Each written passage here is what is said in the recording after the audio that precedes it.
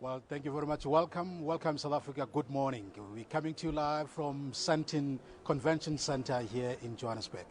My name is Tammy Dixon. We're going to bring you a very fascinating conference that deals with controversial issues surrounding the wildlife at an international level. This is the conference on convention that deals with international trade on endangered species. The whole world is here, at least those who have an interest in issues of wildlife and conservation. We're expecting about 3,000 delegates or more that will be dealing with very critical issues around the wildlife, especially in the African continent.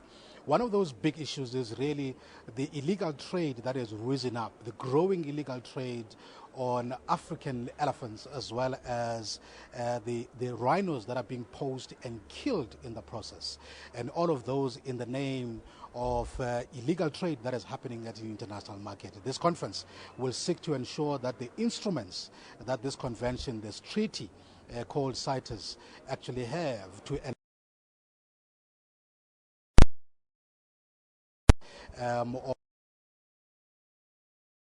they need to do trade on wildlife because that's how they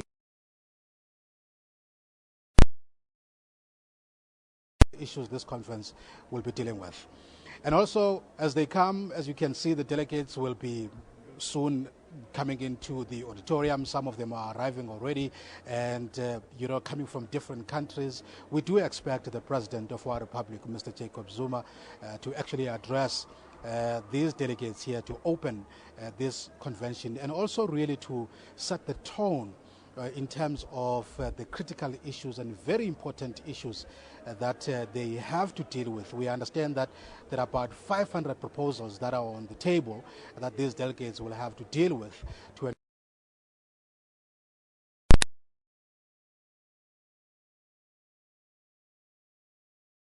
the international trade on wildlife. Before then, I had an opportunity to catch up with the Minister of Environment here in South Africa, Umama Edna Molewa, really to get a sense of where things are going and what is it that they're expecting from this gathering over the next 10 days. And let's take a listen to what she had to say. Well, it's a great moment for South Africa as it is about to host one of the very historic conferences, the Convention on International Trade, looking at endangered species. I mean, it's a multi-billion-dollar industry that this conference is going to be looking at, and there's a whole range of issues that the delegates here will be looking at in terms of ensuring that all of these issues, they are in line with the provisions of this convention. But to talk more about this, somebody who's more knowledgeable than myself on the issues of wildlife and conservation and international politics that go with it, as Minister Edna Molewa, who is responsible for environment in South Africa. Minister, thank you very much. First, let's deal with the pleasure of South Africa hosting this convention coming from China, Thailand in 2013. 3 years later, it's here. Is it another feather on the cap of South Africa to host this event? We are very delighted indeed that as South Africa, what we made a request to host this conference about 3 years ago when we were in Thailand has actually come to fruition. It involved hard work, lots to do, but here we are. But as much as it was hard work, we knew, even as we submitted the bid, that South Africa is a country that is very well known in hosting these kinds of events and successfully. We are very proud that we have over 3,500 delegates who are here. They will be here for a full 2 weeks. You can imagine for us how good it is for tourism and for everything in the country, for exposure of our own country. So yes, we are very, very delighted. And I think everybody here, without exception, have been voicing their very happiness about how things have been organized here. They say the setup is quite good, the content is fine, and they are really ready to engage. So we have always said we are providing an atmosphere and a right environment for delegates to negotiate and to discuss. And things are unfolding very well. We are very, very happy. I suppose it also adds to South Africa, stretching its own muscles in terms of being able to host global events. I think it does something to the prestige and the recognition of South Africa that we're a world player. Absolutely, absolutely important, because anybody now of late, anybody in every country throughout the world, bodies like these are looking forward to South Africa to say, this is a host. I'm sure all of us will recall, even during the 2010 World Cup, when people were saying, no, it won't happen and so forth. Sepp Blatter kept on saying, option 1 is South Africa, option 2 is South Africa, option 3 is South Africa. Even about those events that later followed, big conferences like this one, we are able to host without a small hitch. So, yes, it gives us a muscle, it gives us confidence. And this is not only about muscle and confidence of hosting, by the way. It gets South Africa to actually say, and everybody say, that this is a respected country. It therefore says that people who are in South Africa and South Africans know what they do, and we can trust that whatever they touch is actually magic. And that's why we are so confident that indeed, with our own humility, by the way, that we can help the world and attract the world over to our shores.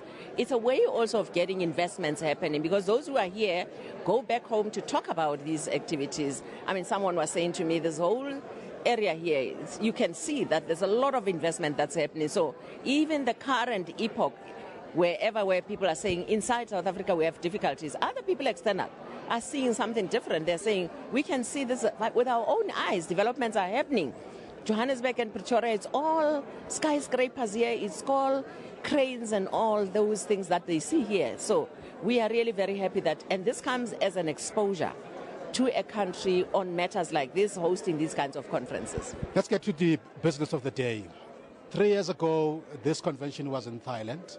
A lot of issues were on the table in terms of this growing illegal trade of wildlife, especially the African elephants and so on.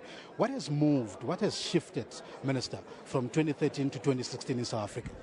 Well, I think we must say that this is actually a body that's based on scientific evidence and very much evidence-based.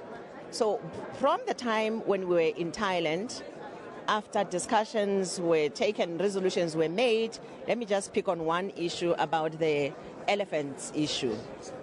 And maybe even take it a bit further back, when South Africa was allowed to once-off sale of ivory as stockpiles. Between that time, there were certain decisions from Thailand that were saying, for instance, let's work intersessionally on understanding, for instance, the African elephant, what are the population rates, the Asian elephants, what are the population rates. So intersessionally, the scientists do work to look at how these elephants, either African or Asian, multiply, how they increase, how the mortality rate, and doing even the count specifically, but also the guesstimates, the estimations of where the populations are standing and whether there are moves and what necessitates those moves, what causes them, even up to the oceans, by the way. Ocean space, the shark, you name them. Shark spaces, whales, and so forth, all those creatures that are really almost getting towards extinction. So with the elephants one, the study was made and found that in the African elephant, we're not in a crisis in South Africa especially. We're not in any closer to any danger in the southern region in particular. However, on the continent, there are some countries that are really in a problematic situation. So this is what at this COP lies at the heart of the discussion, where the proposals that come from some of our African brothers on the continent that says, do not trade, restrict domestic trade or closure of markets, domestic closure of markets. Whether that is actually a fair decision and resolution to be made here, because this body is actually about international trade, as it actually says. It's not about domestic trade. There are those who are interpreting the domestic trade to mean that even if you do things domestically, they impact on internationally. So we are saying we must not try and also move into sovereignty decisions that has got to be made by particular states. If we are, for instance, to leave this whole area, the conference, having agreed that there must be closure of domestic markets, what are you saying about the African elephant that's in the African Southern District community? because there are overpopulation. So it's those kinds of things that we'll really talk about and debate. And the jury is out. We are engaging one another, and I think we'll get there. So there are proposals that we have made as South Africa. We are happy that there's full support from the EU and from all other countries on those species that South Africa. One of them is the Cape Mountain zebra. We are saying we asked CITES a few years ago to put this on Appendix 1, meaning that we shouldn't trade with it. And we are not saying banned. We are not saying other countries must be banned. We are saying ours. Because from a scientific point of view, we're seeing that they are dwindling down. The trade has actually caused it to be minimized, and it was almost getting towards extinction. So we now have populations that have grown. We're saying move it from Appendix 1 to Appendix 2 so that we can now deal with trade. Ginger, wildlife ginger, wild ginger. We are moving from Appendix 2 to uplisted 1, so that at least to Appendix 2, so that there's controlled and managed area of this. And so the species... Whole range of issues. Whole range of issues which are going to be... Minister, I'm sure we're going to talk quite a lot as the Congress, or rather the conference continues, and I'm sure you're going to be available to us to be able to ask a lot of questions around the issues that you have raised. I will not be rude. That's why you've got to be here to inform the whole world and South Africans. Thank you very much. Thank you very much indeed. All right. That's South Africa's Minister of Environmental Affairs, Umamo Edna Melawa, really explaining some of the critical issues that this conference is going to be about. At the center, really, of this conference is the issue that Africa is worried about, the African elephants and the trade of the ivory. A lot of countries that are worried about the trade of ivory, and this conference is going to decide as to what should be done. Some countries, they want to trade the ivory, other countries, they want it to be banned. So we're going to look at all those issues during the course of this conference.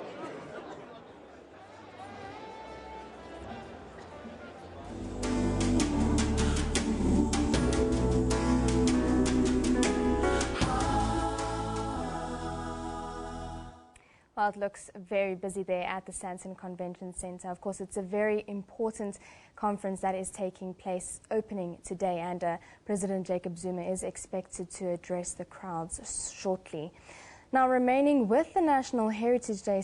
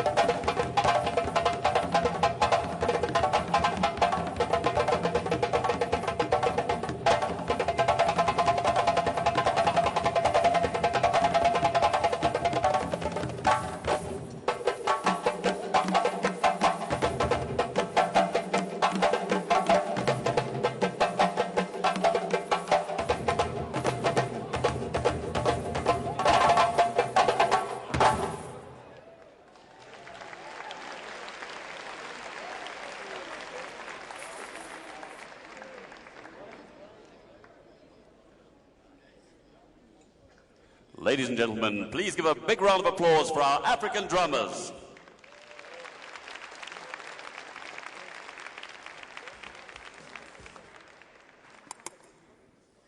Good morning, ladies and gentlemen. Shall we all be upstanding as we receive our President of the Republic of South Africa, President Zuma, with a warm round of applause, please.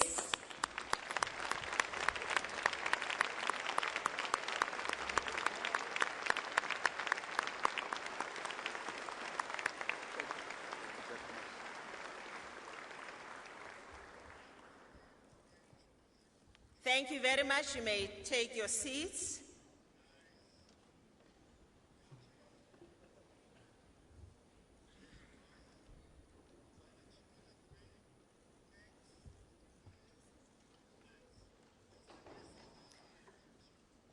A very warm welcome, but shall we first say it, all of us must say, Happy Heritage Day to South Africa.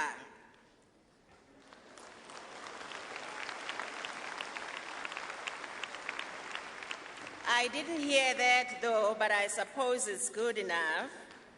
Thank you very much. Good morning, Excellencies, heads of delegates, ladies and gentlemen. Ngechivenda bare a dumelang molweni huyemore abusheni. A warm African welcome to our beautiful country and to this economic hub of South Africa, Gauteng province, the Johannesburg city. I greet all of you this morning, not on behalf of government alone, but also on behalf of the people of South Africa, a nation united in our diversity, who are very, very excited as we are to be hosting this landmark conference, the CITES Conference. Dr. John Scanlon, the Secretary General of CITES, has described this gathering as one of the largest ever of its kind. And we are proud and honored to be host to you, all of you esteemed ladies and gentlemen, excellencies.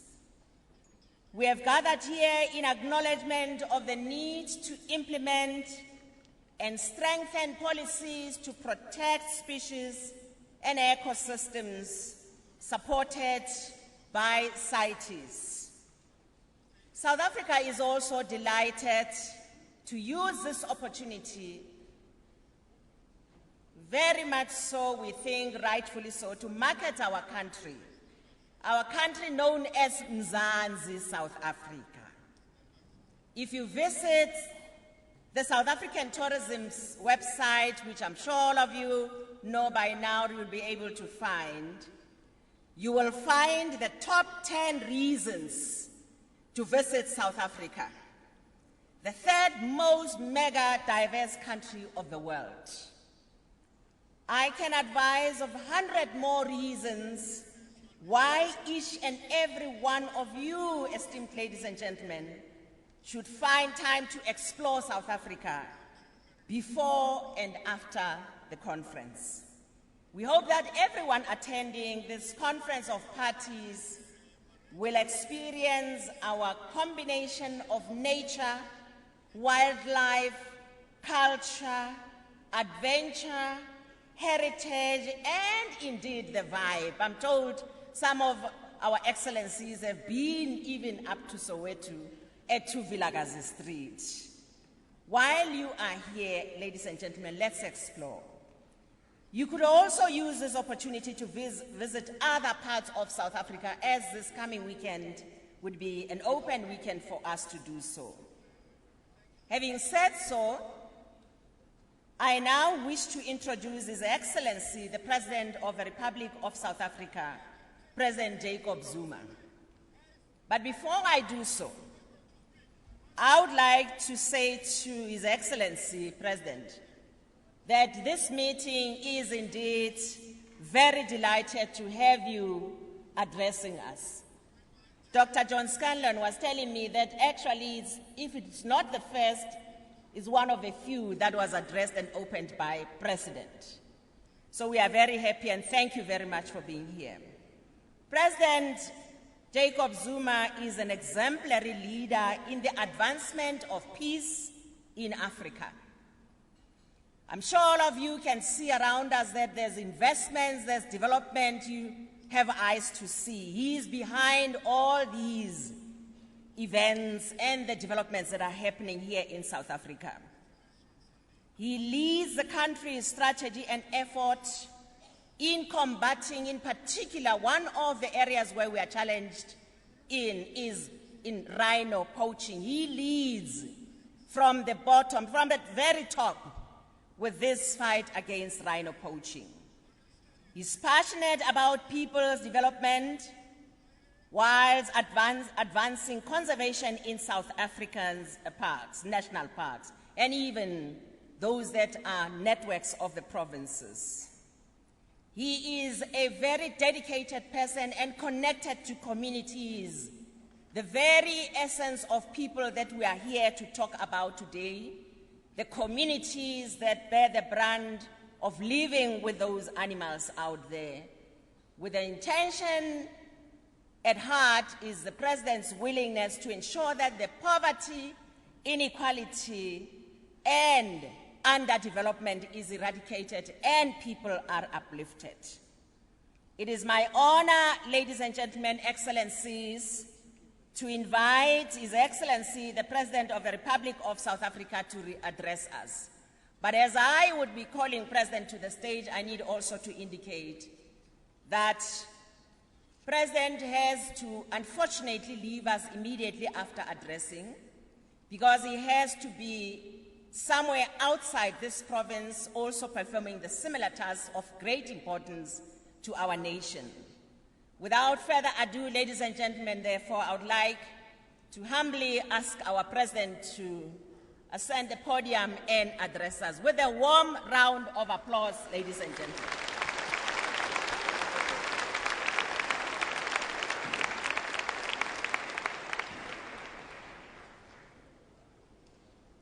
Thank you very much, Minister Mulewa.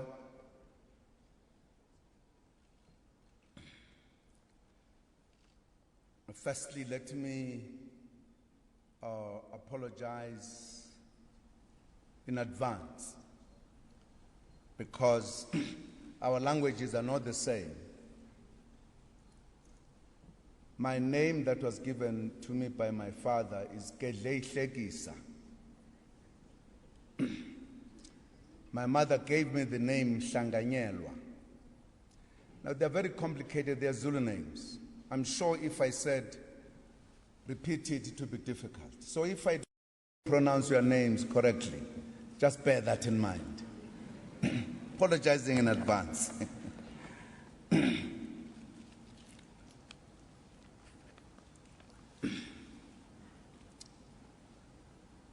Minister Mokonyane and all ministers present here from the parties and Executive Director of the United Nations Environment Program, Mr. Eric Solium, the Secretary General of CITES, Mr. John Scanlon, the Executive Director of the Convention on Biological Diversity, Dr. Braulion F. de Souza Dias. Those are the names that are not easy. the Secretary General of the World Customs Organization, Dr. Kunio Mikuria, representatives of non-governmental organizations, representatives of private entities, associations and civil society, our Director of the Program, Minister Edna Molewa, and all other participants in this conference. Good morning to you all and welcome to South Africa. I'm honored to welcome you to our shores as you gather this week to discuss very important issues pertaining to the regulation of international trade in wildlife.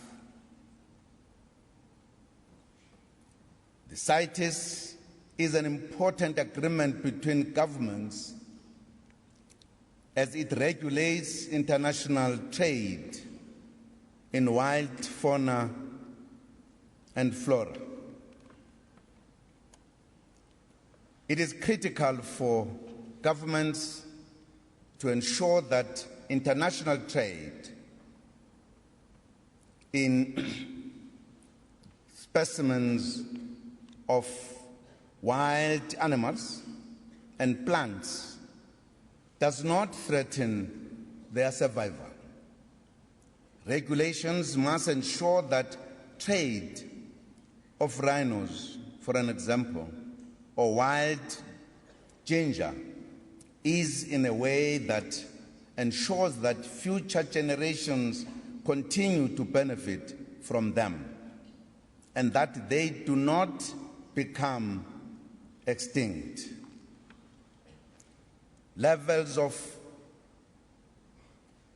exploitation of some animals and plant species are high, and the trade is capable of heavily depleting their populations and even bringing some species close to extinction.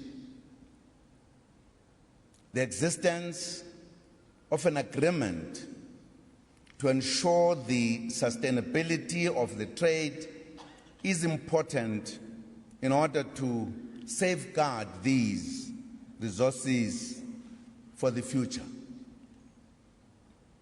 We appreciate the fact that the 17th meeting of the Conference of the Parties to the Convention on International Trade in Species of Fauna and Flora is being held in the African continent for the first time since the year 2000. South Africa is also celebrating Heritage Day today under the theme, Celebrating Human Treasures by Asserting Our African Identity. The conference is therefore starting on an appropriate date.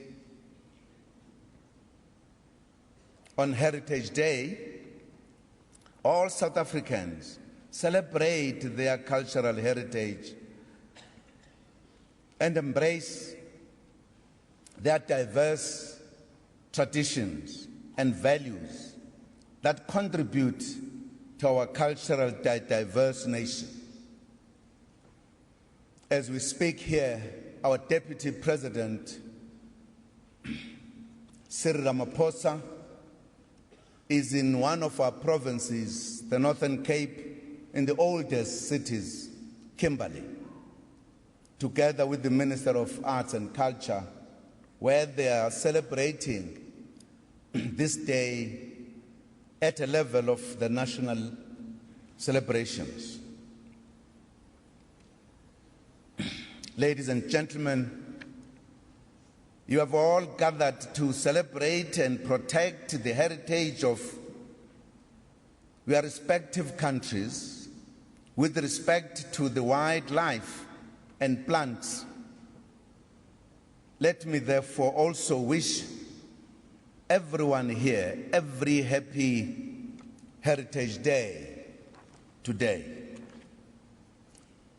Distinguished delegates, this COP17 affords Africa and South Africa in particular an opportunity to showcase our rich biodiversity and successful conservation initiatives that we have undertaken over the years.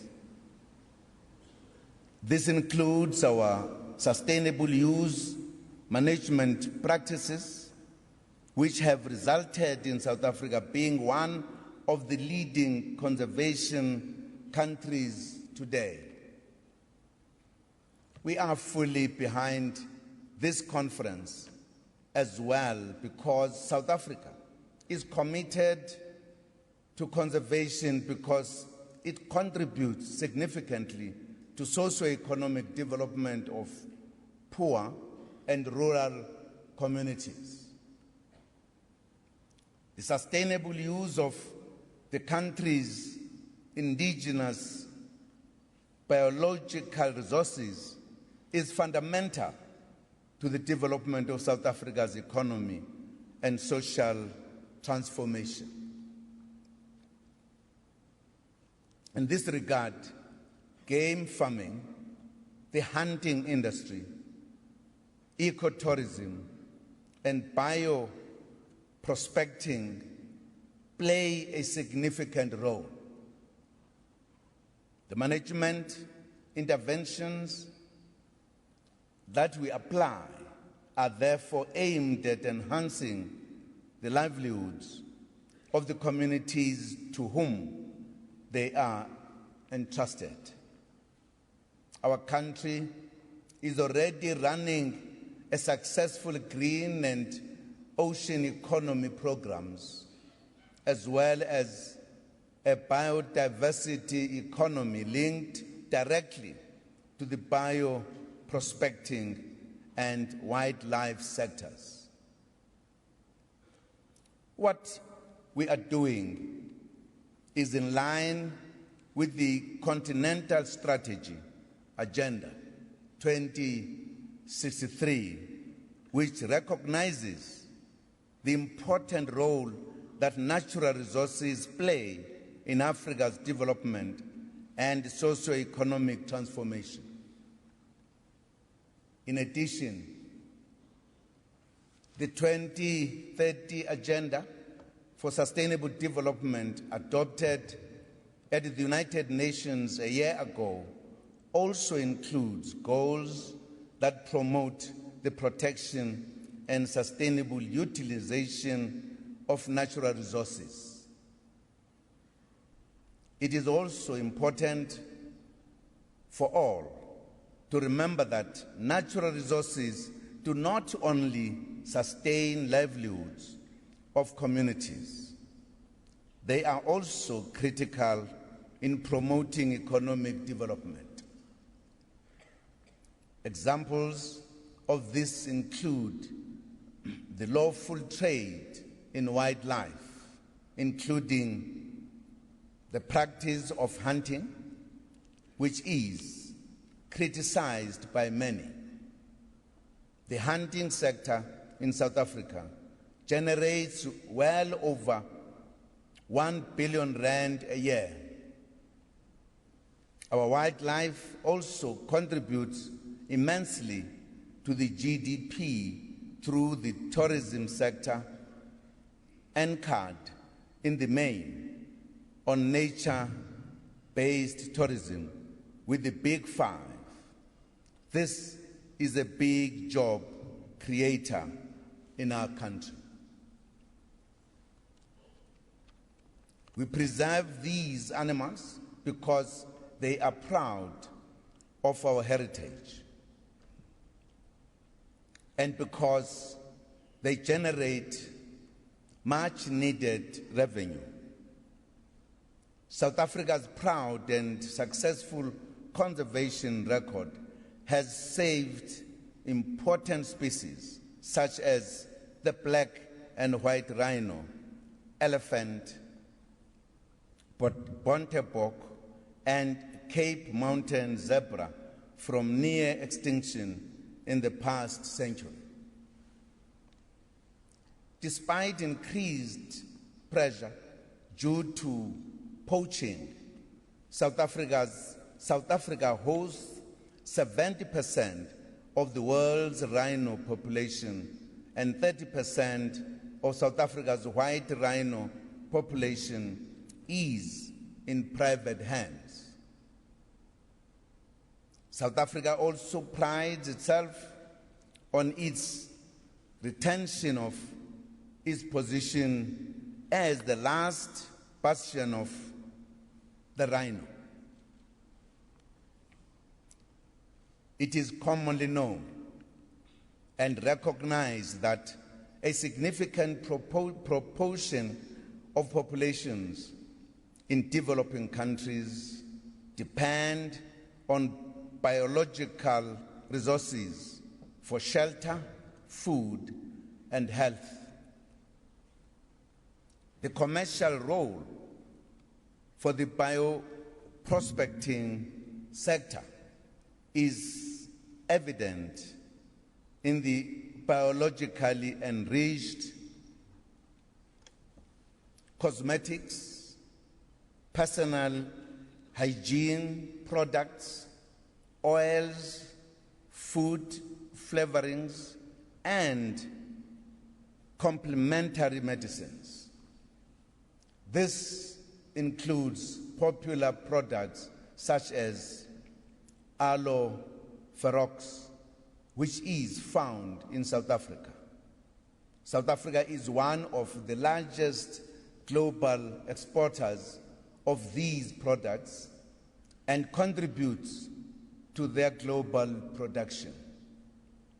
This is one sector that we intend to nurture and grow, thus improving the lives of millions of South Africans who are already in traditional knowledge holders of many of the biological products sought by the international markets. Distinguished delegates, we are all here because your countries agree that legal international trade in wildlife, particularly endangered species, requires regulation, monitoring, enforcement, and international collaboration. The illegal trade in wild, including poaching, presents significant challenges and threats to the environment, including undermining the potential benefits arising from legal trade that contributes significantly to socio-economic upliftment and development. It also affects communities, destroys livelihoods, and aggravates crime while entrenching poverty in communities with limited resources. Without adequate measures to ensure the legal trade is well regulated and conducted within the CITES framework, as well as national legislative frameworks, endangered species could be over-exploited. Unfortunately, we also have to consistently take strong actions to address the illegal trade in wildlife, which has various negative implications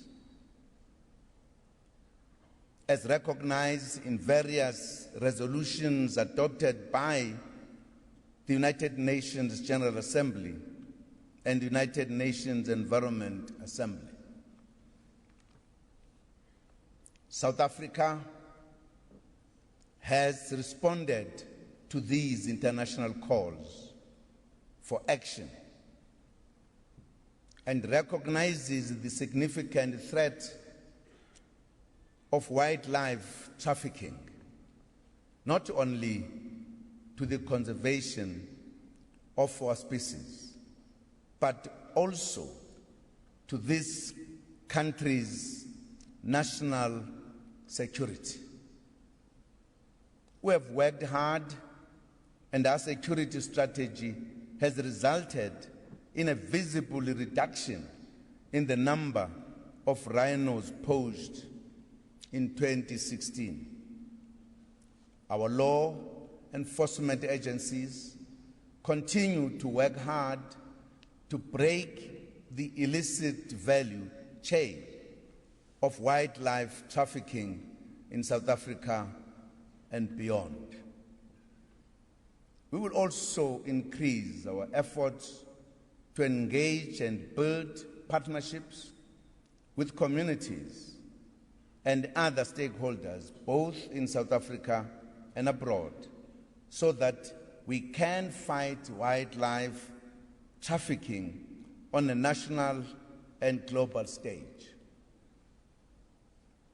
We'll do this while at the same time emphasizing the importance of uplifting communities living alongside wildlife areas which continue to bear the brunt of wildlife trafficking and poaching.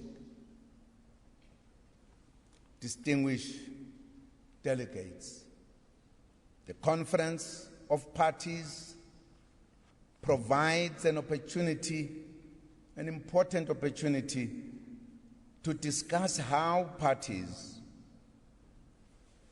can strengthen the role of the Convention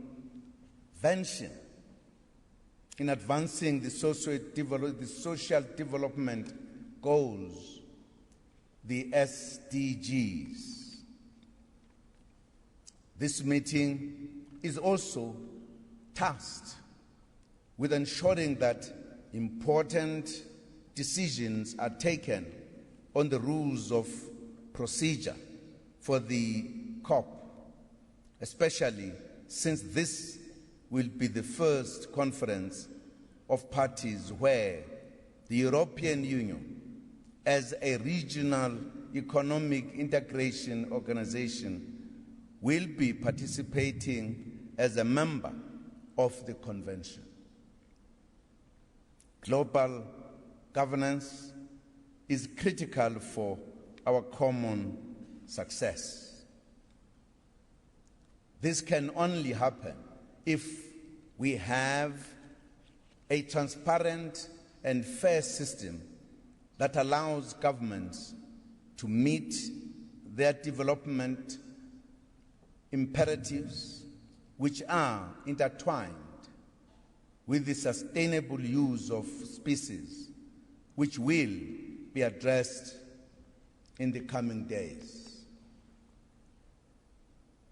We look forward to outcomes that are consistent with the prescripts of this convention, which are science-based and in the interest of conservation.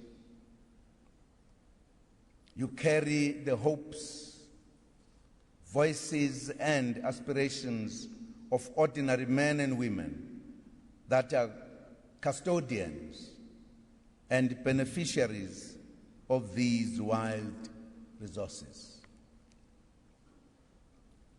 On behalf of the government and people of South Africa, I would like to wish you well in reaching those critical decisions in this very august conference. It is my pleasure to declare the 17th Conference of the Parties to the Convention on International Trade in Endangered Species of Wild Fauna and Flora officially opened. I thank you.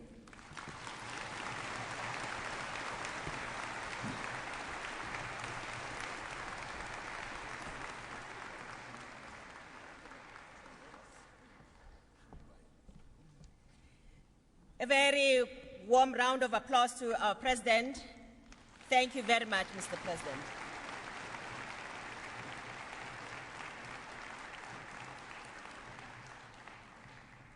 Ladies and gentlemen, the President is going to take leave of us. Shall we also rise and say, travel safely, President, and thank you for having honored us indeed and shared your views. Thank you.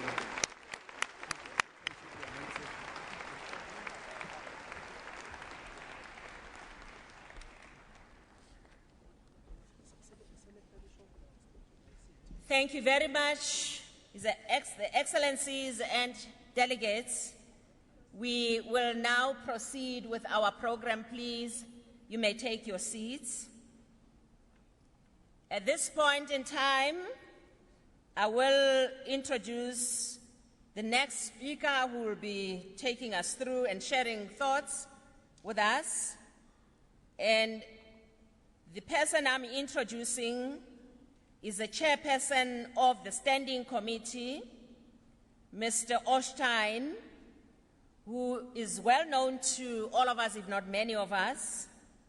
Mr. Ostein is a principal advisor to the Norwegian Environment Agency.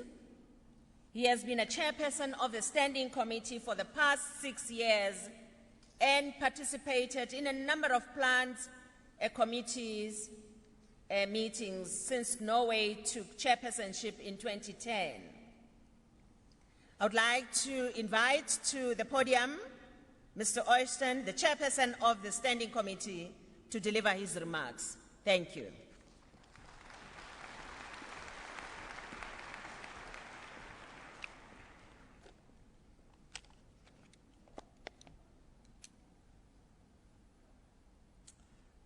Good morning to you all.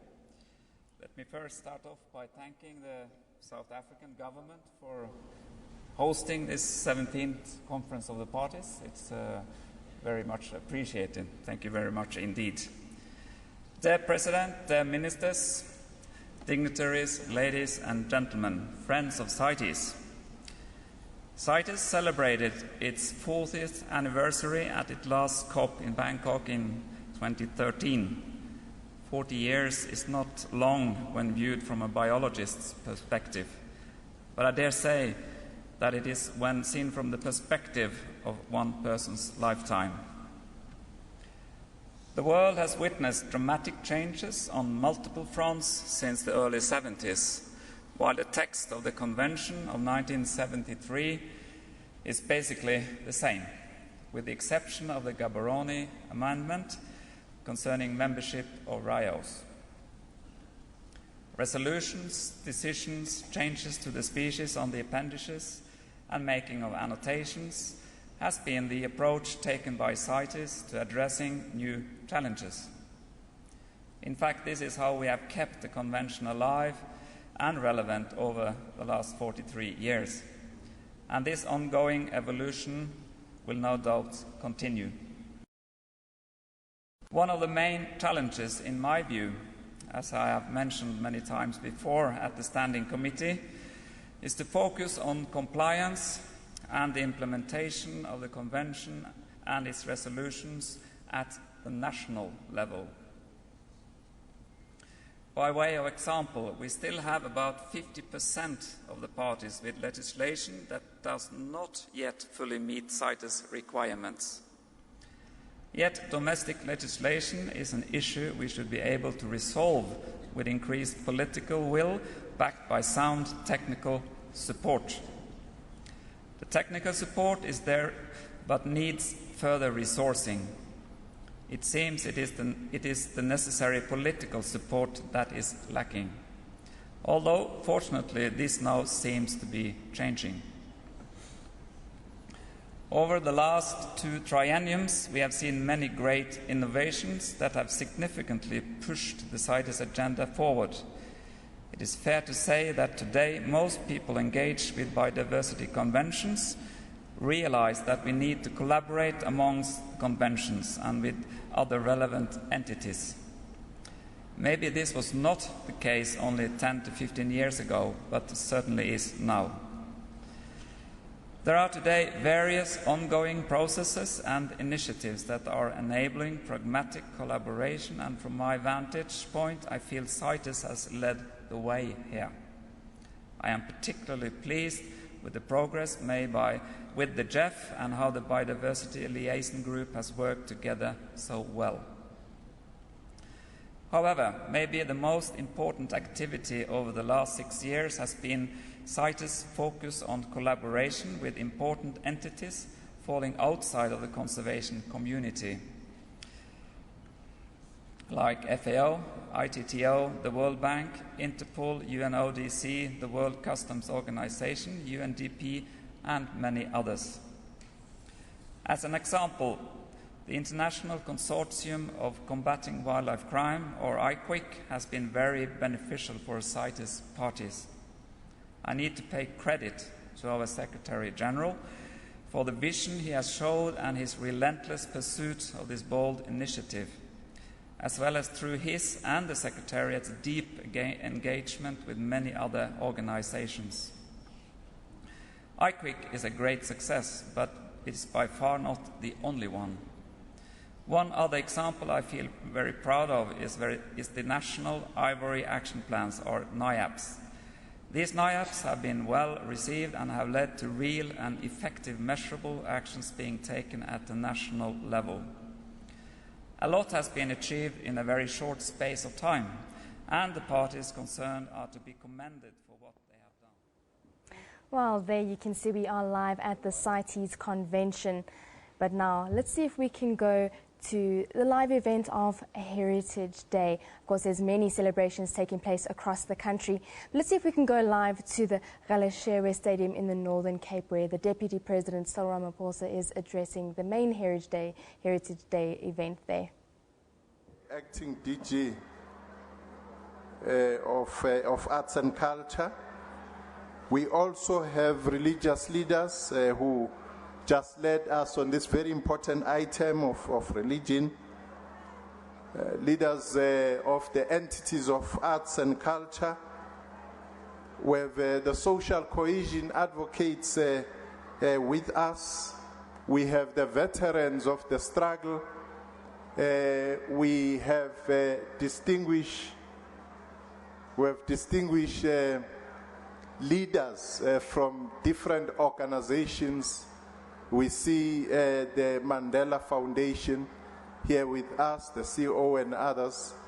All of you, we acknowledge your presence, having been welcomed in Northern Cape by the Premier Lucas. As the Premier said, we are celebrating the human treasures amongst us as South African.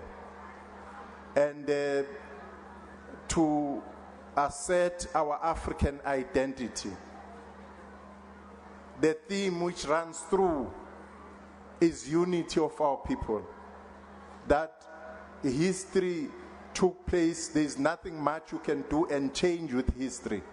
But with looking forward with heritage, there's a lot which we need to do to level the playing field, the heritage landscape in our country. Key amongst that would have to ensure that our heritage is inclusive, an inclusive heritage of all the people of our land.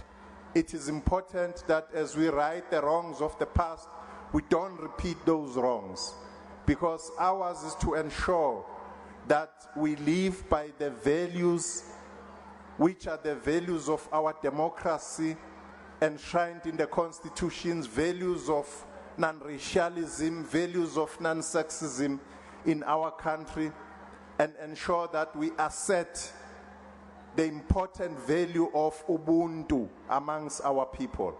So all what we are doing and we have to do is to ensure that as we correct what was wrong, we avoid the pitfalls of the past.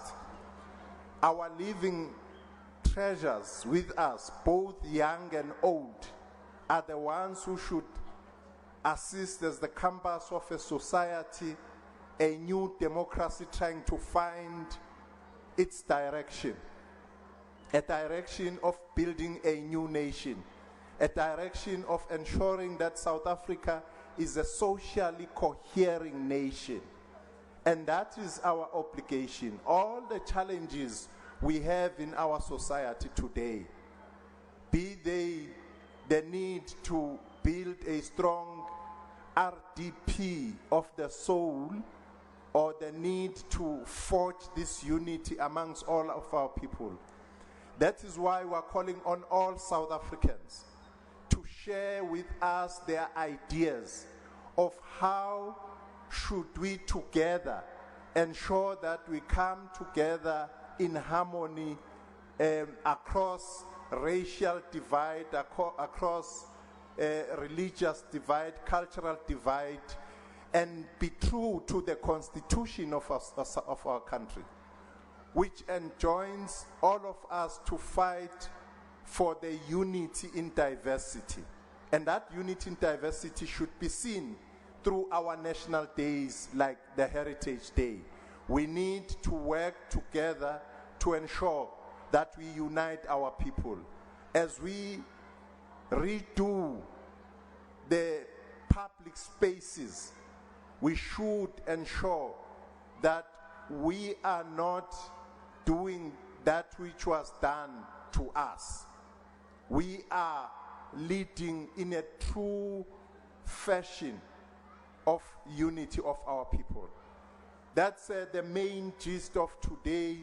And we are saying Heritage Day is not only on the 24th of September, but it should be what we live every day, the harmony of our heritage and building a heritage of South Africa, one heritage with its diversity. Thank you very much, my program director. As you have said, that we want to hear the message today from His Excellency, the Deputy President of the Republic. And as we do that, we will obviously be having other important people who give us a message for the day. All of us here in Khalishiwe, in this important area, province, particularly Khalishiwe, an area of a warrior hero who resisted colonialism, who ensured that he fought for his people. This host of our people should always be remembered, because leaving their husbands and their children behind, they know they take a calculated risk because they want to protect the beauty of this nation and, of course, the rhinos and all the other fantastic animals living right here in South Africa. These groups have brought down numerous camps of poachers. They have put down meat kitchens right close to the national parks. They have brought down numerous networks of poachers. One of these very, very brave young women, Laila Mkabela, she says, "I'm not afraid. I know what I'm doing, and I know exactly why I'm doing it. It's not me who should be afraid. It's the poachers who should be afraid. We know where they are, and we will come after them." I want to celebrate these heroes of our struggle. These are the real people in the front line of our joint struggle. Without them, we will never succeed. Let's give them an applause.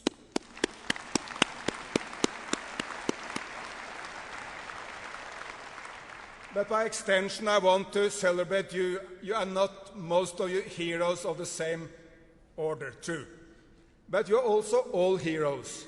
because without the joint efforts of all of you, we can also not succeed. I would like to thank John Scanlon and your very dedicated team at CITES. Without you, we will be much behind in the struggle. I also want to thank all those custom officers sitting in harbors at airports all over the world. Without you, we cannot succeed.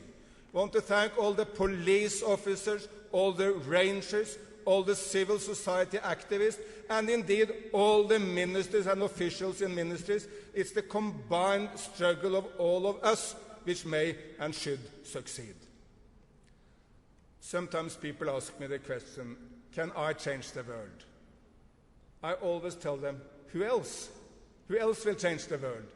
All the giant struggles of humanity, being the anti-slavery movement, the feminist or gender movement, the civil rights movement in the United States of America, the environmentalist struggle, or indeed the anti-apartheid movement right here in South Africa, they all started with a small, dedicated group of people and then grew by time and then finally were successful.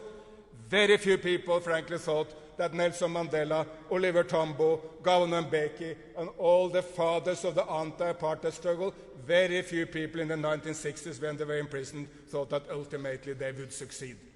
But they did because of the dedication and because of hard work and because they didn't ever give up. And that's the spirit which we should work on.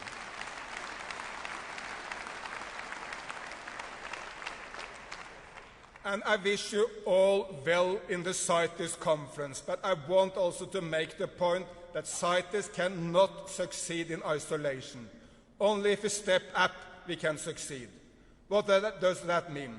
It means we need to start a concerted dialogue with all the people living out there. When I was minister in Norway, I was very, very proud to open 8 national parks. There was a lesson learned every time. If there was a good process with the local community, it was as easy as putting down butter with a knife. If there was no such process, it always became very complicated and much more difficult. So we need to step up and bring to the attention of the local communities all the benefits of them in protecting wildlife, in tourism, and in so many other ways, and we need a constant consultation process with local communities, otherwise we will never succeed. And we need to step up informing people. Let me pay tribute to Beijing International Airport. It's the second biggest airport in the world. 90 million people are traveling through every year, so it's huge. They have set aside for half a year a huge part of their commercial space, meaning an enormous economic subsidy to us, made that space available for a campaign to inform the Chinese and everyone else traveling through Beijing about the danger to the wildlife. Thank you to Beijing.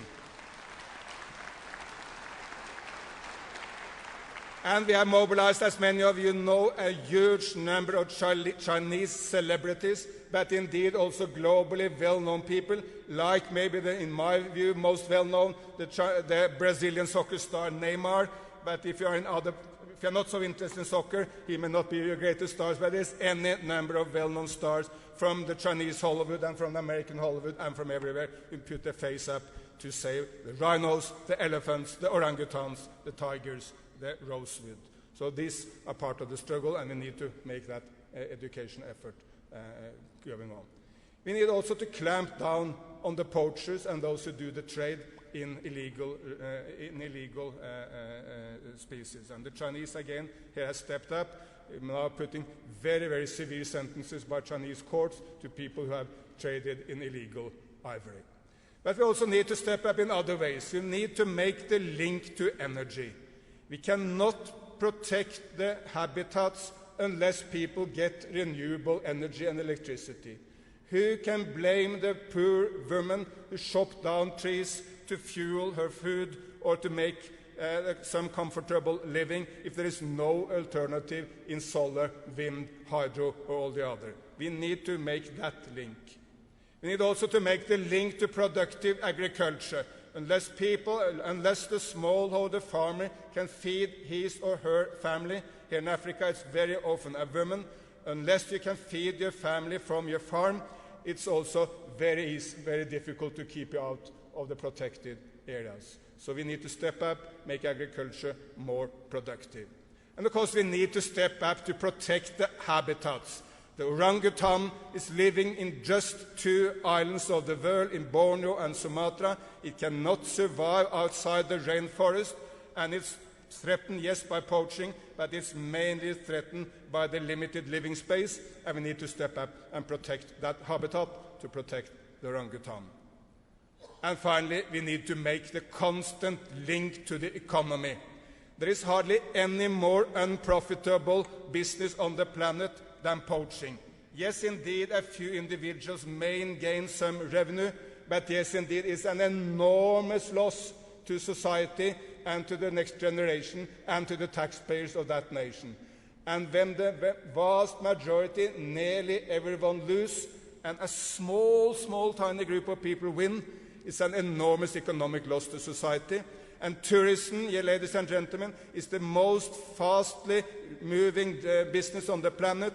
It's a job producer of enormous importance. Look just to this conference center and the hotels here in Sandton. They employ many more people than most big factories on the planet, and without wildlife and nature, much fewer tourists will come to South Africa and indeed to every other place in the world. So tourism, ecotourism, but any sort of tourism is enormous economic importance, and we may make the link. But this is the space we need to fill to protect the animals and the other threatened species through the CITES, but paint a much bigger picture of energy, agriculture, tourism, then we will succeed. Finally, you may ask, can we win this struggle? I think there is one key word for that. The most important word in the world today. And the word is together. If we allow politicians and evil forces to divide us, we will fail. But if the United States and China are the 2 major powers of our era, but by extension India and Europe, Africa and Latin America, the Middle East, if we all come together and work together, there is no limit to what we can succeed on planet Earth. Divided we will fail, united and together we will succeed, and together we will manage to protect the beauty of Mother Earth, this very vulnerable planet, but the only we have. We can never go out to the outer space, to the Milky Way or somewhere else to pick another planet. Together we will be able to save the planet, and together we need to be kinder to each other on this planet. Then our children and grandchildren will experience a much better world. Thank you for coming.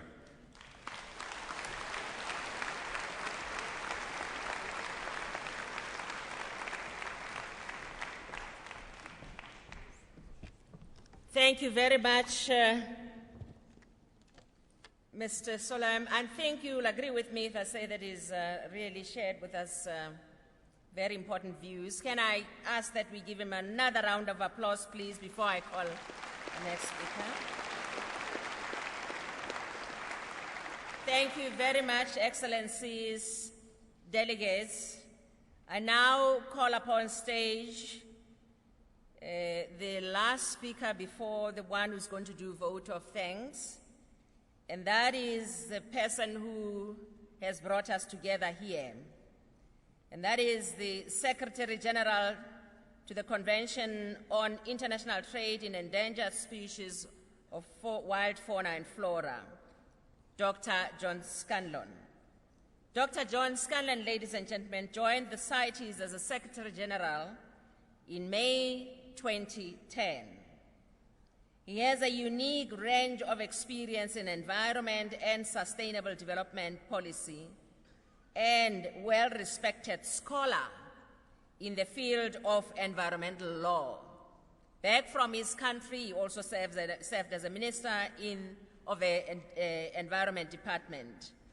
Without any waste of time, ladies and gentlemen, I would like to ask Dr. Scanlon to come on podium to address us. Thank you.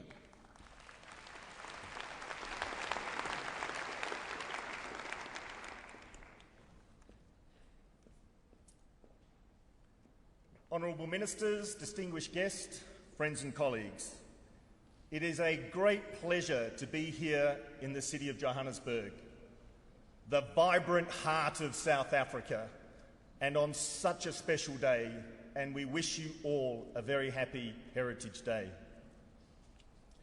We express our deep gratitude to the government and the people of South Africa for their generosity and warm hospitality in hosting CITES COP17. Minister Malewa, it has been an absolute pleasure to work with you as we have prepared for this event, and we extend our deepest and sincerest gratitude to you for everything you have done to make this happen today. Yes.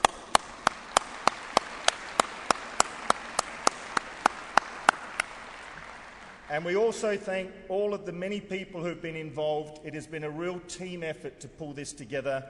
And doesn't this facility look fantastic? Yes? Beautiful.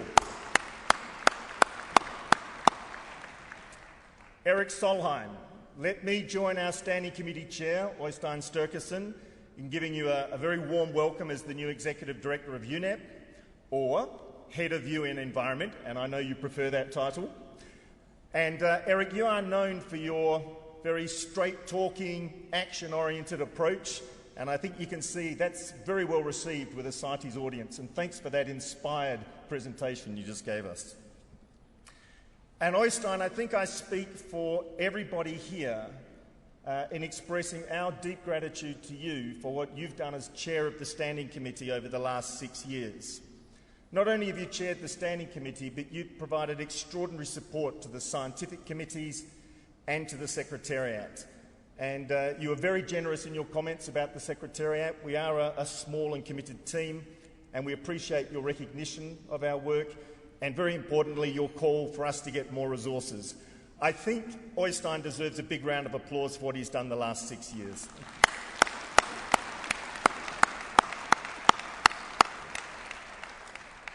And the start of COP17 is also a perfect opportunity for us to welcome the states that have joined CITES since we last met in Bangkok in 2013. And we've had 5 new parties join the convention. And I'll mention them in chronological order. Angola, Iraq, the European Union as the first regional economic integration organisation, Tajikistan, and our newest party, Tonga, which has joined the convention, but it'll be officially a party from the 20th of October. We should welcome the 5 new parties to CITES, and it's great to have them all with us here today.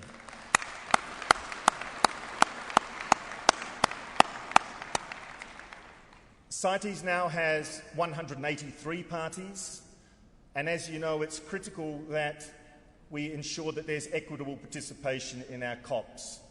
And we're pleased to report that we managed to collect $660,000 through our COP17 sponsored delegates project. It has enabled us to sponsor 135 delegates from 102 countries, and we're deeply grateful to all of the donors who enabled that to happen. We all know the challenges we are confronting in tackling the surge in illegal trade in wildlife, in particular as it affects elephants, rhinos and pangolins. And we also know of the challenges in ensuring legal, sustainable and traceable trade, including in listed pythons, rosewood and sharks. But COP17 is not just about describing the challenges. It is about reviewing what we have been doing to meet these challenges and determining what more must be done. And we have much to report to this COP. Significant progress has been made since we last met in 2013, politically, financially and technically. Distinguished delegates, colleagues, since COP16, there has been an ever-increasing political interest in wildlife trade issues, in particular in tackling illegal wildlife trade, and a recognition of the importance of CITES both in its own right as well as the contribution it makes towards achieving other goals and targets, including the UN Sustainable Development Goals, which was the focus of yesterday's Ministerial Lekgotla, and we thank you, Minister, for hosting the Ministerial yesterday. We had the largest number of ministers we've ever had to such an event here at CITES. The political interest that has been expressed in CITES has occurred in many ways over the past 3 years, including through statements and initiatives of presidents and prime ministers, resolutions adopted by the UN General Assembly, the UN Environmental Assembly and the UN Crime Commission, as well as through many high-level political events. This heightened level of political support has also come from the personal initiatives of high-profile public figures, such as His Royal Highness the Duke of Cambridge, who was able to convene the transport sector like never before to address its role in combating illegal wildlife trade within the framework of CITES. This political support has in turn led to more funding being available to address wildlife trade issues. And when we last met in Bangkok, we reported on our efforts to engage with the Global Environment Facility, the GEF, which first started when I was given the opportunity to address the GEF Council back in 2011. Since COP16, the GEF has committed $131 million to fight illegal wildlife trade and poaching through the Global Wildlife Programme. And this also addresses conservation and sustainable livelihoods and will leverage significant additional funds. And I would like to thank Braulio Diaz, the Executive Secretary of the Convention on Biological Diversity, who is with us today, in supporting transmitting CITES priorities through to the GEF Council. And I'd also like to thank the GEF, its CEO, and all of the partners of the Global Wildlife Programme, many of whom are represented here today. We also have many multilateral and bilateral donors, as well as certain philanthropic organisations who are represented here at COP17, all of which have scaled up their investment in CITES and wildlife trade issues. We sincerely thank you for your scaled-up investment and encourage you to invest even more, because as you know, a relatively small investment in wildlife trade issues can have an enormous impact. While much of the political attention has been given to CITES' leading role in tackling illegal wildlife trade, the heightened interest in CITES does not stop there. Indeed, countries are increasingly turning to CITES to ensure the legal, sustainable and traceable trade in commercially valuable timber and marine species. And we had numerous proposals before COP16, and we have a number of proposals again before us here at COP17. This represents a major and positive shift in CITES and complements our historical association with a wide range of many other wild animals and plants. The strong political support that we've seen and the increased funding that has been generated over the past 3 years has in turn translated to better technical support being provided to CITES parties, and in many different ways. I'd like to share with you just a few examples. Our work with FAO and regional fisheries bodies, which has clearly shown the value add of CITES in protecting sharks and rays from over-exploitation, as well as for sustainable fisheries management. Our work with ITTO, the International Tropical Timber Organisation, in demonstrating the great contribution that CITES makes towards sustainable forest management.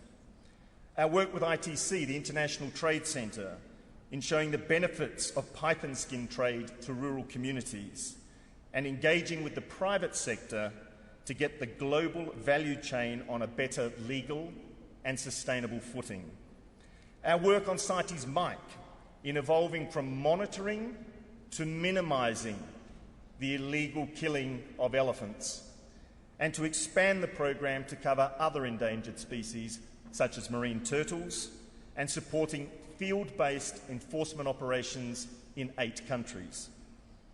And our work through ICWIC, the International Consortium on Combating Wildlife Crime, in providing coordinated support to over 30 countries in deploying the tools and techniques that are needed to combat transnational organised wildlife crime. And we are delighted that Kunio Mukiria, the Secretary-General of the World Customs Organisation, is with us here today Kunyo has been a steadfast supporter of IQIC right from its inception 5 years ago. Kunyo, thank you very much. We couldn't do it without customs. If time permitted, I could go on to mention our work with the UN system under the leadership of Secretary-General Ban Ki-moon to strengthen the UN system's response to illegal wildlife trade, and many other initiatives both within and outside of the UN, as well as with the non-government sector. But time doesn't permit that, and we will address them over the coming 2 weeks.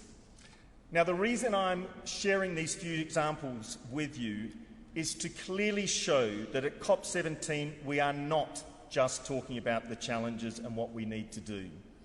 We are talking about well-targeted actions we are taking with multiple partners, as well as what more needs to be done. Working with others, we are active in the conference halls at the highest political levels, right through to the front lines. Working with the people on the ground who make this convention work, the CITES management authorities, the CITES scientific authorities, along with customs officials, local communities, businesses, police, prosecutors and park rangers. And Eric gave a great example of the black mambas here in South Africa. It's a marvellous example to share. These are the people in the front lines, and these are the people we're working with.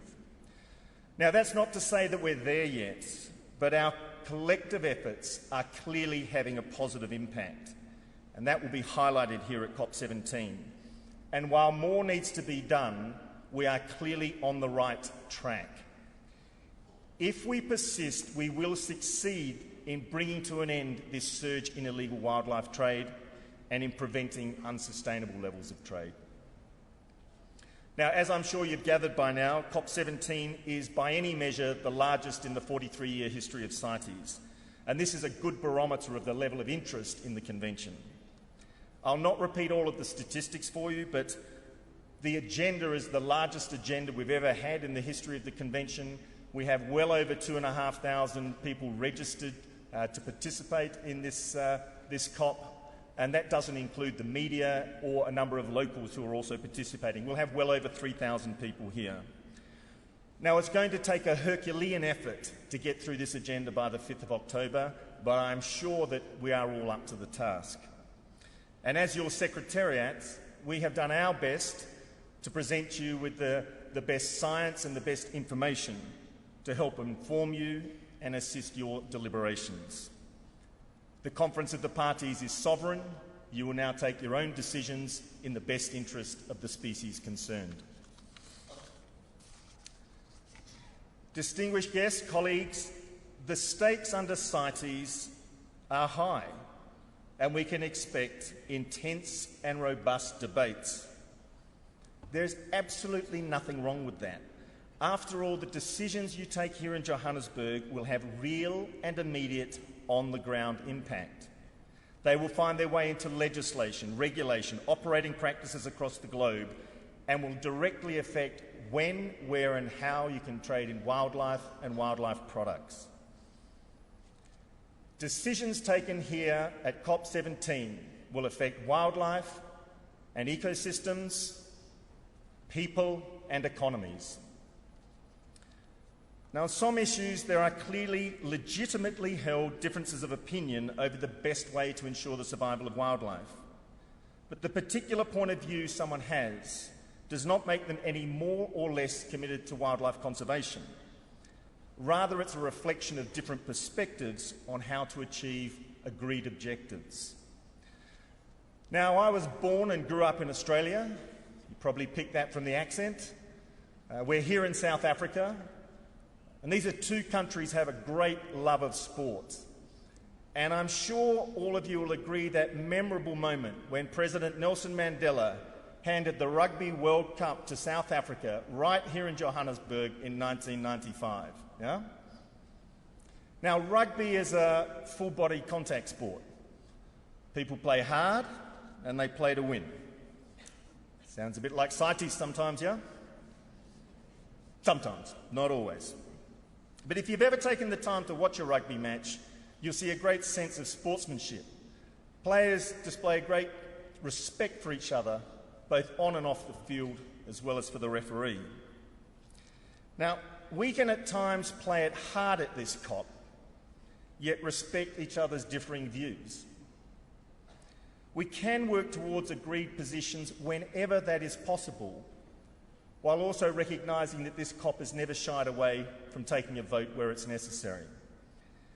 How we choose to conduct ourselves is, to quote the theme from UN World Wildlife Day of this year, in our hands. What we do know is that there is a huge amount of interest in this COP from everyone here, people from across the globe watching us via the webcast or following us through traditional or social media. And they are really interested in what's happening here, and they will follow with great interest the decisions you take over the next 2 weeks. And your extended Secretariat team here for COP17 is here to offer our full support in ensuring we have a highly productive and successful meeting. Honourable Ministers, distinguished guests, the stage is now set for a truly wonderful COP. I thank you.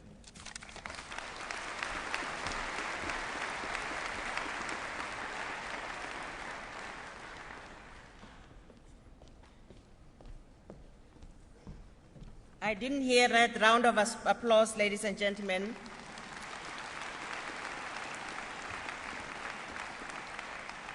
Wow, thank you very much, Dr. Scanlon, for your very important message and having also reminded us that indeed this process is now in our hands and you have done your best. I do want to confirm that indeed the Secretariat has been doing a lot of work and good work. I think all of us know that. Thank you very much for your good words. Ladies and gentlemen, at this point in time, we have come to the second part of our program, which is almost towards an end. We won't keep you longer here. We are at the stage where we would like to share with all of you delegates the heritage of South Africa on this important day of Heritage Day. And we will now look at the opening production, which we ask you to all sit back and enjoy. Thank you very much. And I think at this stage, the protocol will do whatever is necessary to get all of us down. And the stage now becomes open. Please do participate. You are going to be asked to participate. Don't sit back only. Do participate. Thank you very much.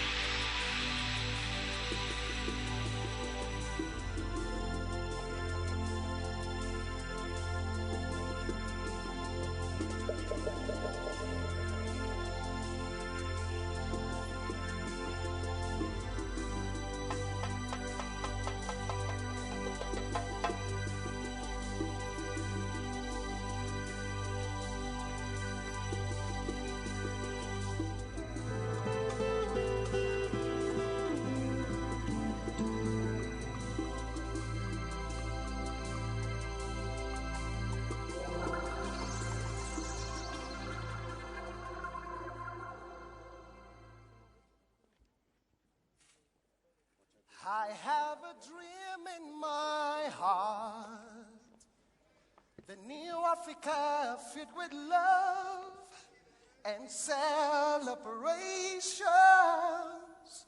No more wars, no more famine, just jubilation, celebration, because we were made to shine like the stars. Africa. Now your time, oh, rise up and shine. Rise up, oh Africa. Everybody all over the world. Now your time, rise up and shine.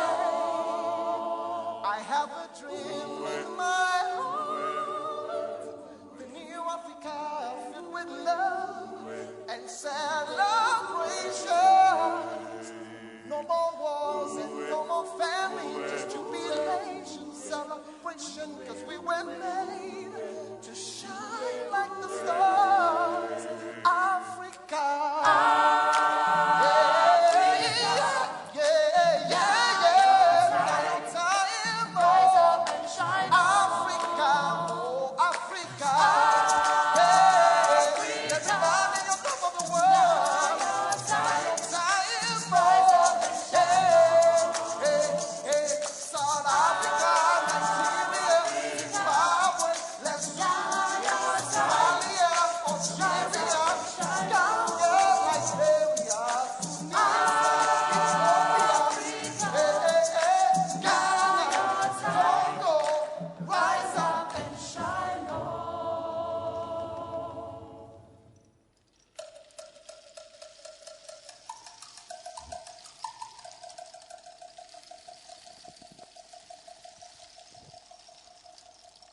I have a dream in my heart, the new Africa filled with love and celebration.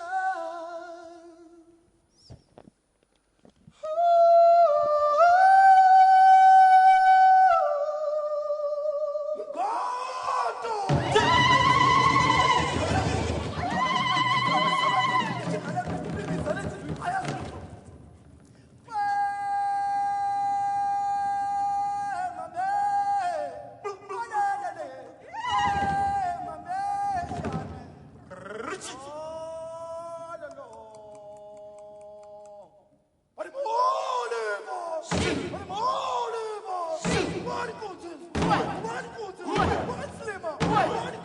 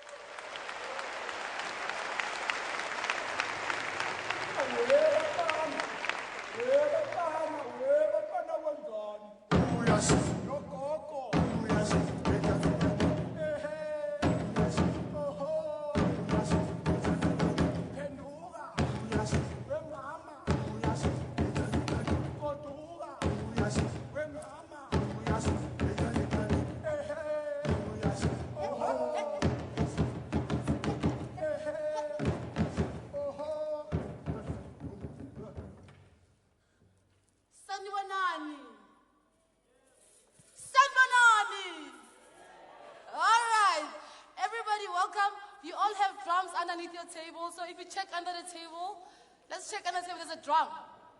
Let's get out. Yeah, man, get your drums. When you get your drum, give me a rumble. Yeah, man, get it a rumble. Yeah, man, rumble. Yeah, man.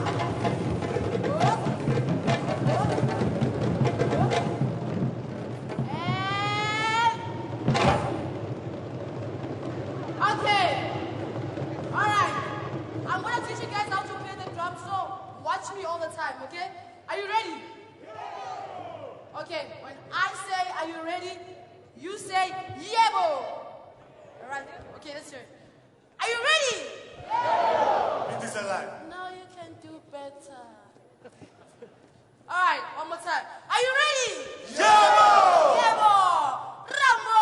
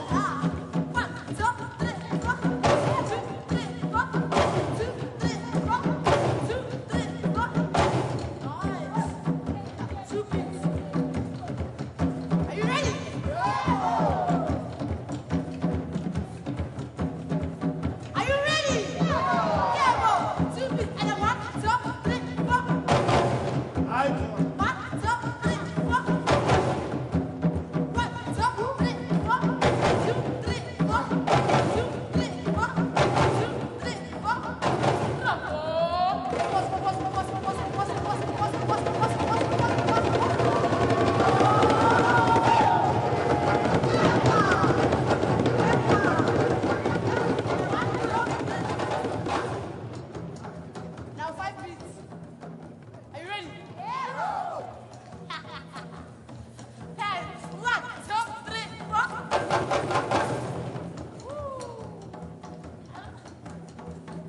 Let's try 9 beats. 9. 9 beats. And a 1, 2, 3, 4. Nice. 1, 2, 3, 4. 2, 3, 4. 2, 3, 4. Ramon.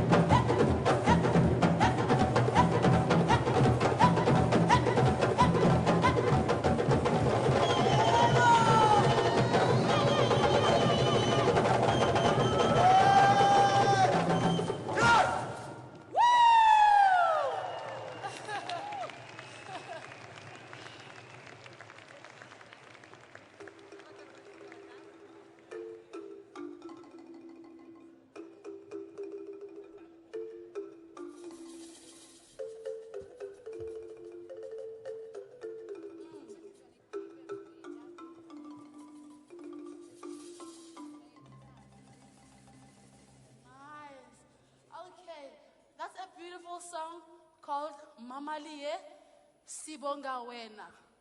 It means Mother Earth, we thank you. Okay? It's a sing-along song. I'll teach you guys. You'll sing along with us, right? Yes? Yebo. Yebo? Yebo. All right. It goes like this.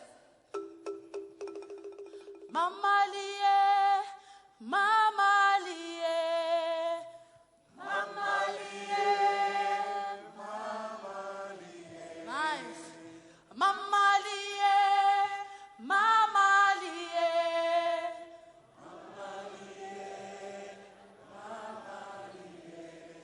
Sibonga wena Mamalie. Sibonga wena Mamalie.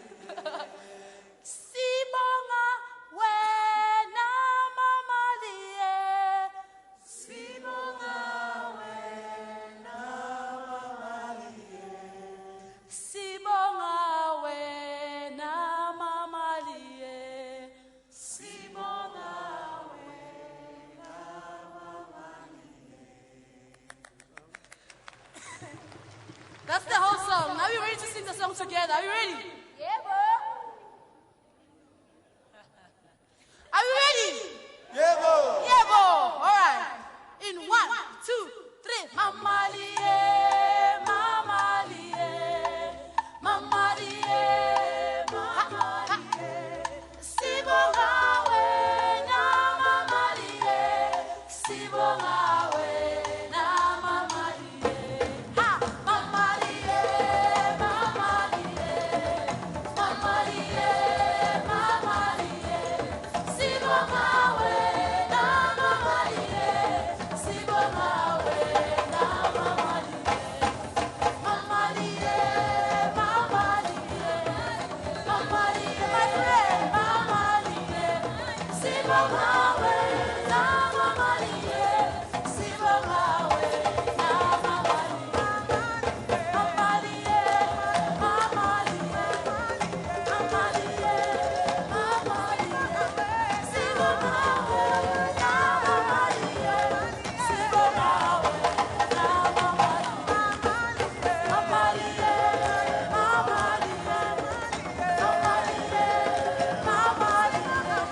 Sibonga wena, mama liye, sibonga wena, mama liye. Mama liye, mama liye, mama liye, mama liye. Sibonga wena, mama liye, sibonga wena, mama liye. Mama liye, mama liye, mama liye, mama sibonga wena, sibonga wena, mama liye, sibonga wena, mama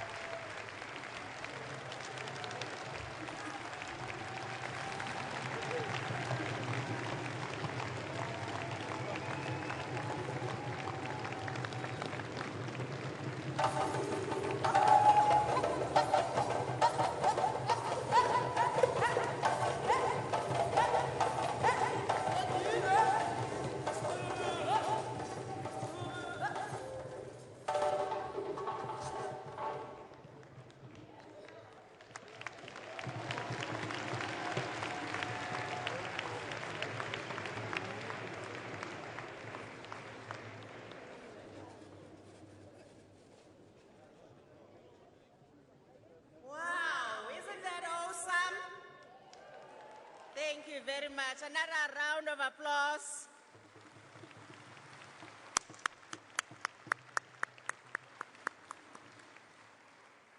Mama Liye song.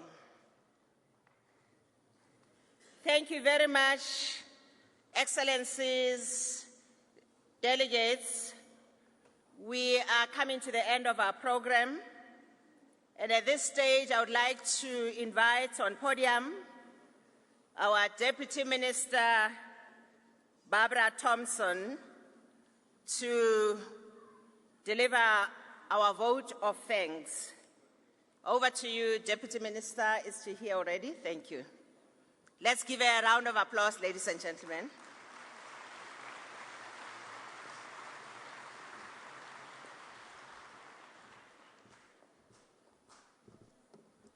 Thank you, Minister. Our President of the Republic of South Africa, in absentia,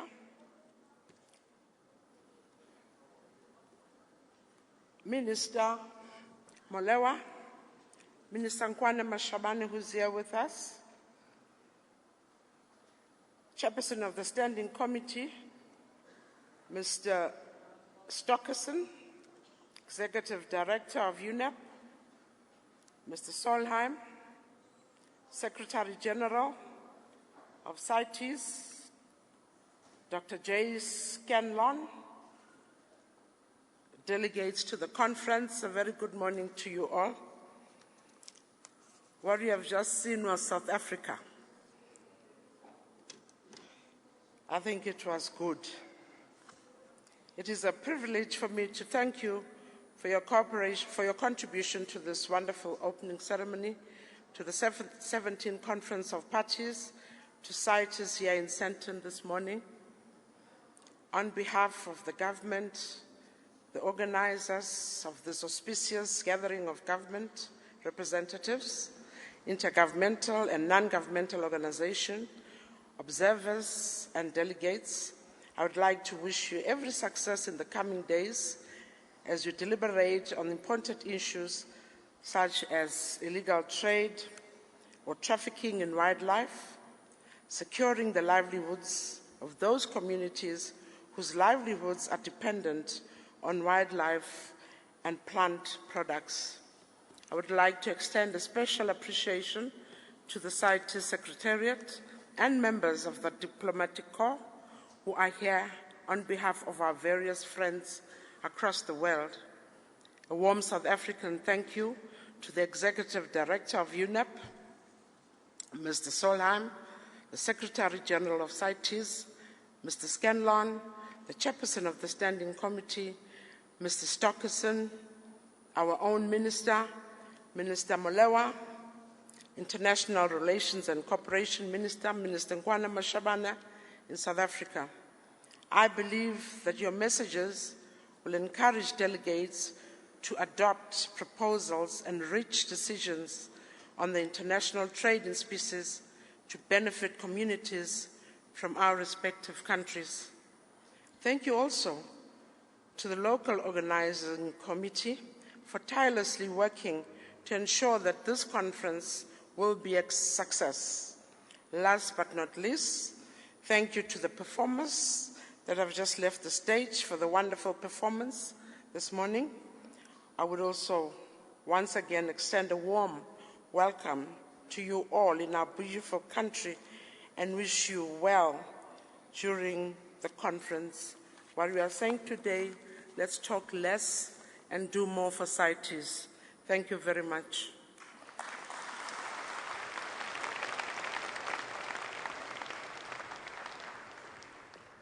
Thank you very much, Deputy Minister Barbara Thompson, for the vote of thanks. Ladies and gentlemen, just before we adjourn, a few announcements. We are requesting the VIPs, dignitaries, to go for lunch at the dining room, VIP dining room on level O, just next to the exhibition. And we are going to be requested to all be back here before 2 o'clock so that at 1400 hours sharp, we commence with further business of CITES that we came here for. Thank you very much for having been such a wonderful audience during the opening ceremony. And let's adjourn this meeting for now until 2 o'clock. Thank you.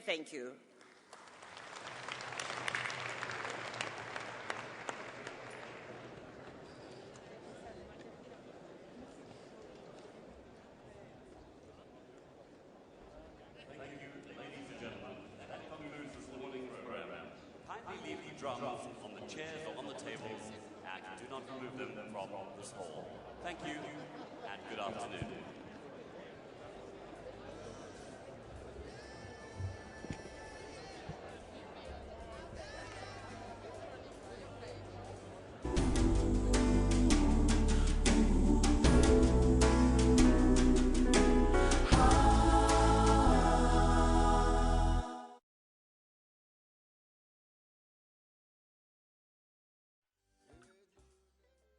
Ladies and gentlemen, thank you for your attendance this morning. Kindly note, please leave the drums on the tables or on your chairs, and we wish you a pleasant afternoon.